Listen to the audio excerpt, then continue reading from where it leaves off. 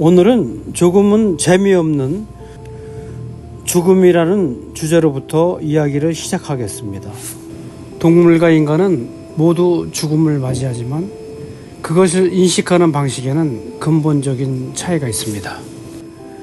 물론 지구상의 모든 생물들은 죽음을 피해갈 수가 없습니다. 그런데 지능이 높을수록 죽음을 맞이하는 방법이 다릅니다. 대부분의 동물들은 죽음 직전에서나 그것을 직접적으로 경험하는 반면에 인간은 죽음을 추상적으로 이해하고 반복적으로 의식하면서 살아갑니다. 그러니까 동물은 현재만을 인식하면서 살지만 인간은 과거와 미래를 사고할 수가 있습니다. 또한 특이하게도 인간은 자신의 삶이 유한하다는 것을 인식하며 죽음 이후의 세계를 고민하는 존재입니다. 인간은 죽음을 상징화해서 문화, 종교, 철학을 발전시켰습니다. 종교의 탄생과 장래 문화의 발전은 죽음에 대한 인간의 독특한 사고방식을 반영하고 있습니다. 동물도 어느 정도의 자아인식을 합니다. 거울 테스트라고도 하는데요. 반면에 인간은 나는 누구인가? 죽음 이후에도 내가 존재할 수 있을까라는 참으로 야릇한 질문을 던지고 있습니다. 동물들은 일반적으로 죽음 자체를 철학적이나 추상적으로 이해하지 못하고 생존을 위한 반응 중심으로 행동하죠. 그러나 연구 결과에 따르면 몇몇 고등한 동물들은 죽음을 부분적으로 인식할 수도 있다고 합니다. 대부분의 동물은 본능적으로 생존을 위해서 죽음을 피하는 행동을 합니다. 예를 들면 새나 쥐 같은 동물들은 죽은 개체 근처에서 경계 반응이라는 것을 보입니다. 그것은 위험 지역을 피하려는 성향이 강하게 발동하는 현상이라고 합니다. 이는 신경과학적으로 편도체와 시상하부의 활성화 때문인데 죽음에 대한 개념보다는 즉각적인 위험 회피 시스템이 작동하는 것에 가깝다고 합니다. 일부 개체들은 죽음에 대한 반응이 특별한 동물들도 있습니다. 코끼리나 돌고래, 까마귀나 개 등은 동료들의 죽음에 대한 애도를 보이는 사례가 많이 발견됩니다. 코끼리는 죽은 동물의 뼈를 만지거나 오래도록 머물면서 관심을 보이고, 돌고래는 죽은 새끼를 떠나보내지 못하고 데리고 다니는 경우가 있습니다. 그것은 단순한 본능적 반응이 아니라 사회적 애착과 관련된 행동으로 해석되는데요. 아직 정확한 것은 알려지지 않고 있습니다. 그러나 어쨌든 간에 이들이 죽음 자체를 철학적으로 이해하는 것은 아닌 것이죠. 2020년의 연구 결과에서 까마귀는 죽은 동료를 보면은 뇌의 경계 시스템이 활성화된다는 사실이 밝혀졌습니다. 침팬지도 죽은 동료의 시체를 관찰하고 털을 손질하면서 이별 행동을 보이지만 죽음이란 개념을 이해하는 것은 아니라고 판단됩니다. 물론 인간의 판단입니다. 동물은 죽음을 직접적으로 피하려는 생존 본능과 애도 반응을 보이지만 죽음을 추상적으로 이해하지 못한다는 것은 확실합니다. 반면에 인간은 어린 시절부터 수상적인 사고와 시간 개념이 발달하면서 죽음을 이해하기 시작합니다. 물론 2살, 3살 때는 죽음에 대한 개념이 없습니다. 사라진다는 것을 이해하지만 죽음이 영원하다는 것은 모릅니다. 4살부터 6살 정도 되면 죽음이 뒤돌릴 수 없는 것이라는 걸 이해하긴 합니다. 그러나 자신에게 적응된다고는 생각하지 않는다고 하죠. 7살부터 10살 사이에는 죽음이 보편적이며 자신도 죽을 수 있다는 것을 이해하기 시작한답니다.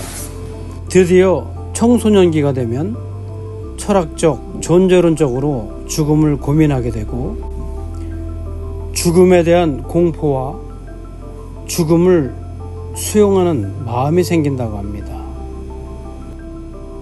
인간은 죽음을 자연스럽게 받아들이는 것이 아니라 학습하고 고민하며 극복하는 존재인 것이죠. 우리가 우리의 뇌에서 죽음을 인식하는 과정을 살펴보게 된다면 첫 번째로 전두엽이 활동했습니다. 전두엽은 미래를 예측하고 죽음의 개념을 추론합니다. 다음으로는 편도체 활동이 있는데요. 편도체에서는 죽음에 대한 두려움을 조절하는 역할을 한다고 합니다. 그리고 대뇌 변연계라고 있는데 대뇌 변연계에서는 슬픔과 상실감을 조절하는 감정센터입니다.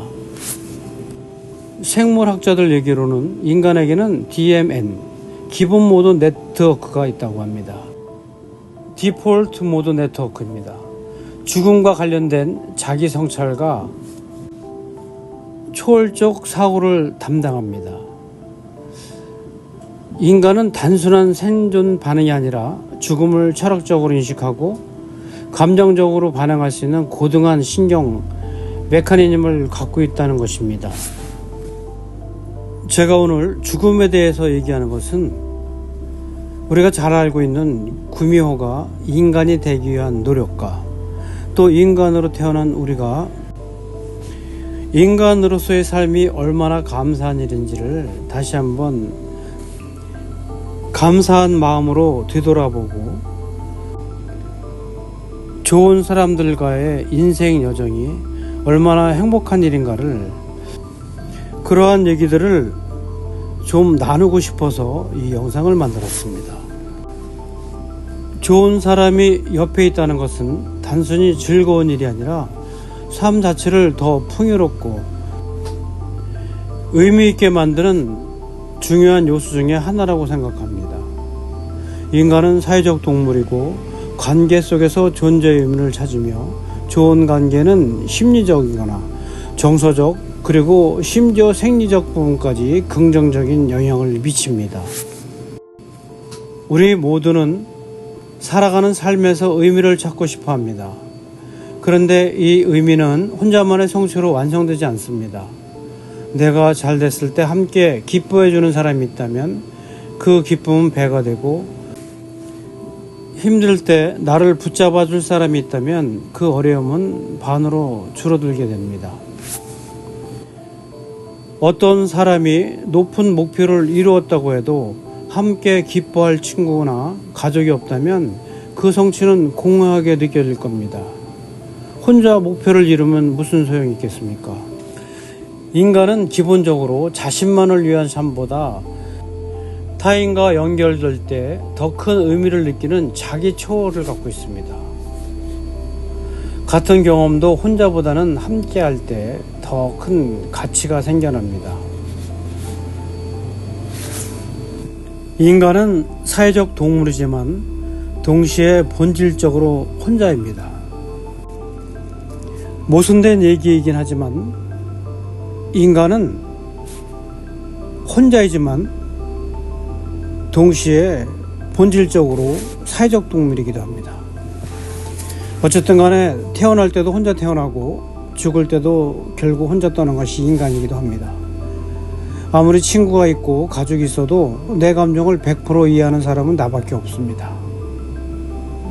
다른 사람과 함께 할 수는 있어도 결국 내 삶의 모든 결정은 내 몫이기도 합니다. 그렇다면 혼자라는 것에 대해 좀 더 깊이 들어가 보기로 하겠습니다. 우리는 내가 아무리 사랑하는 사람과 함께해도 내 감정과 사고를 100% 공유할 수는 없다고 했습니다. 인간은 혼자 태어나고 혼자 살아가는 겁니다.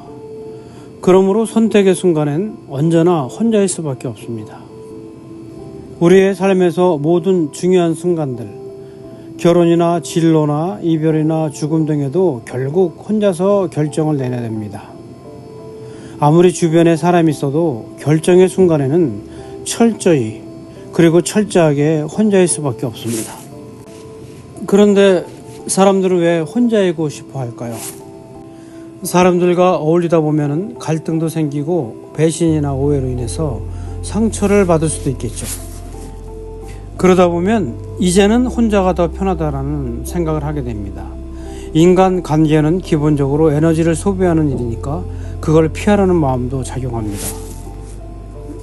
그리고 또한 관계에서 상처를 받게 되면 그 아픔을 다시 겪고 싶지 않아서 혼자를 선택하는 경우가 많아집니다.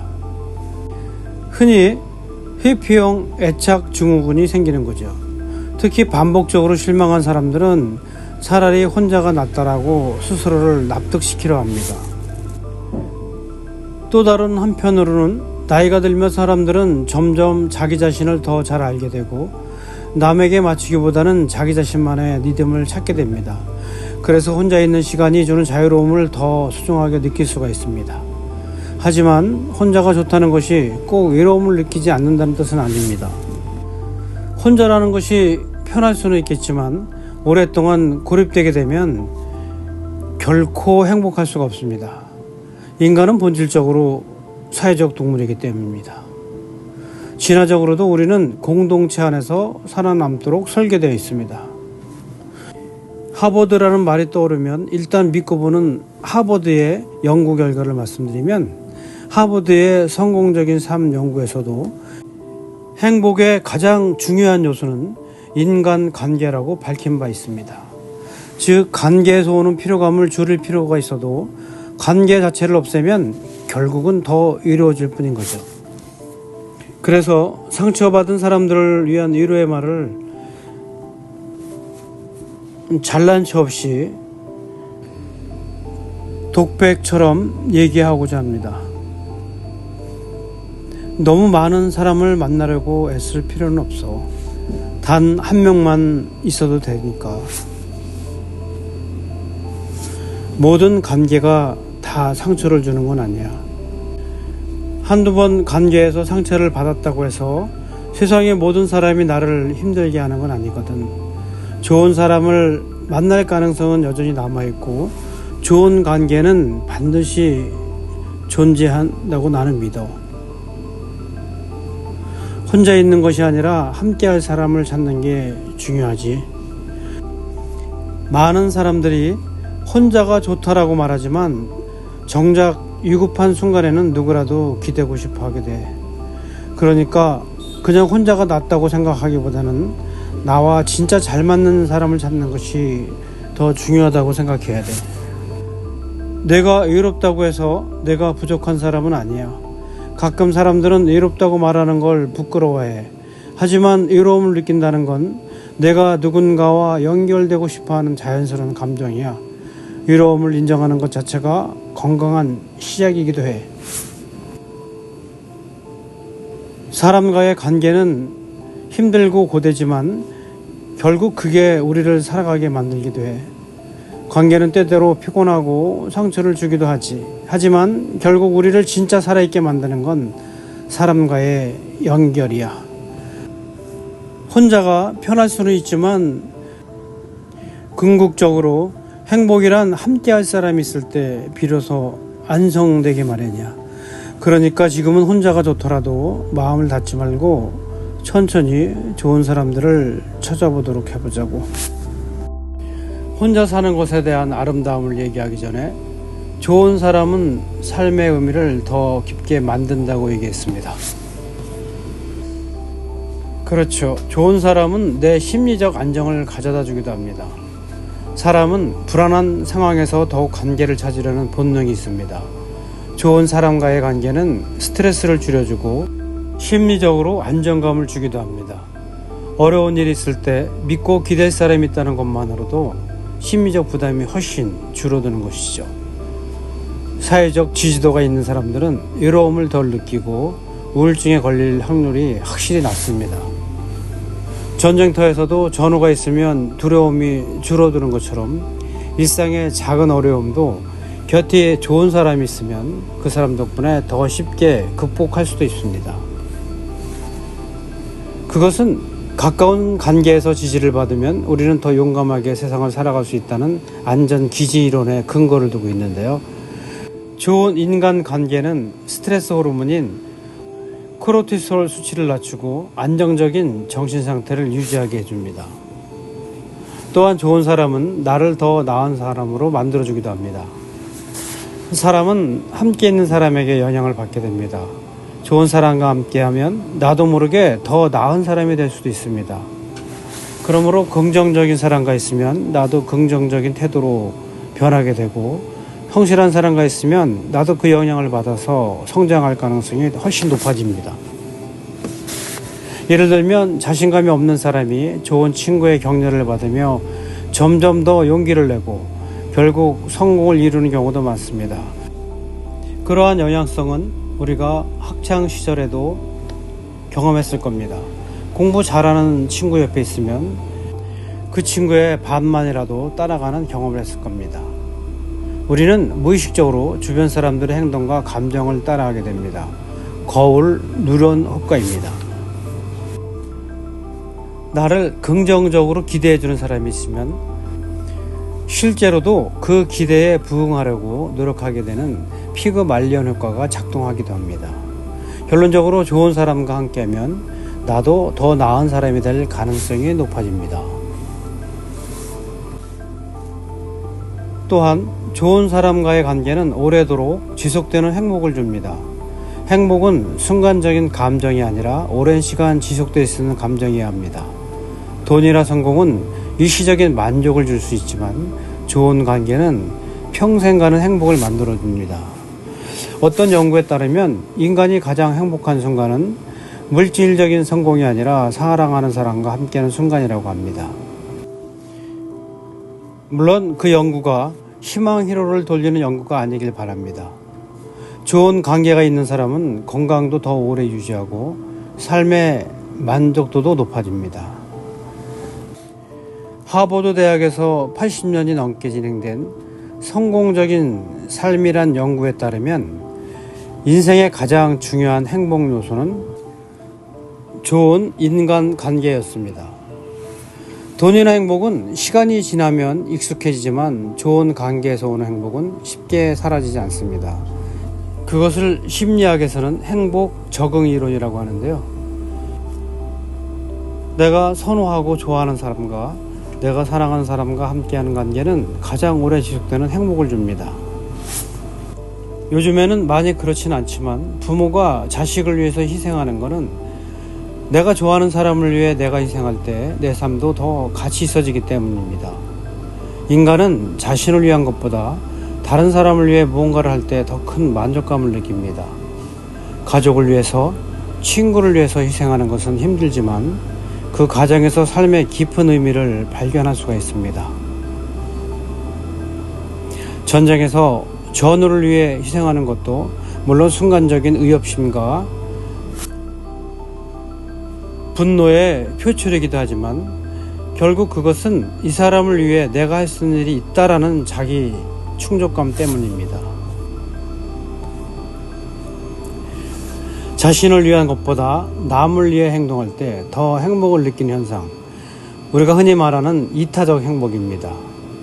인간은 타인을 위해 행동할 때 보상 시스템이 활성화돼서 행복을 경험합니다. 손흥민의 축구를 보면 이러한 공감의 신경 회로와 이타적 행복이 풍성하게 자리 잡고 있습니다. 그래서 그의 축구는 늘 즐겁다고 합니다. 아무리 성공하고 돈이 많아도 혼자라면 외로움에서 벗어날 수가 없습니다. 좋은 사람과 함께라면 우리는 삶의 어려움을 함께 나눌 수가 있습니다. 제 얘기가 너무나 쉽고 뻔한 얘기라고요? 물론 그렇습니다.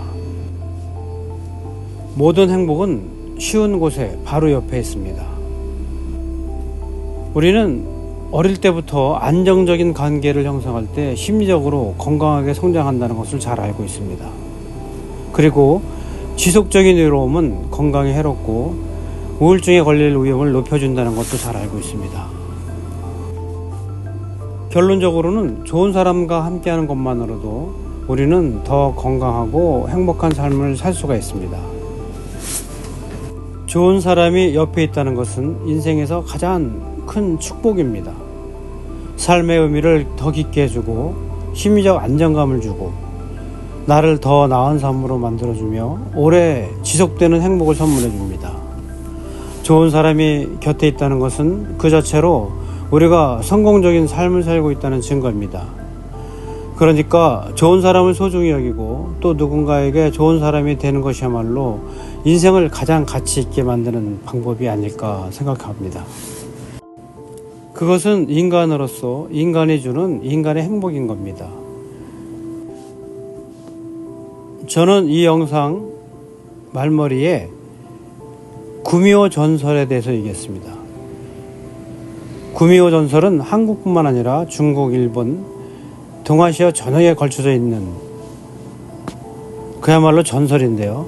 특히 여우가 오래 살면 요괴가 되어서 변신 능력을 가지며 인간이 될 수 있다는 공통된 개념이 존재합니다. 구미호는 인간이 되고 싶은 욕망을 지닌 존재입니다. 얼마나 인간이 되고 싶으면 1000년 동안 요괴로 살겠습니까? 그렇지만 우리는 이미 인간으로 태어났고 인간으로서의 삶을 누리고 있습니다. 구미호 이야기는 우리가 인간으로 태어났다는 것 자체가 큰 축복이라는 걸 알려주는 이야기입니다. 설화에 따라 다르지만 구미호가 인간이 되더라도 결국 요괴로 돌아가는 경우가 많습니다.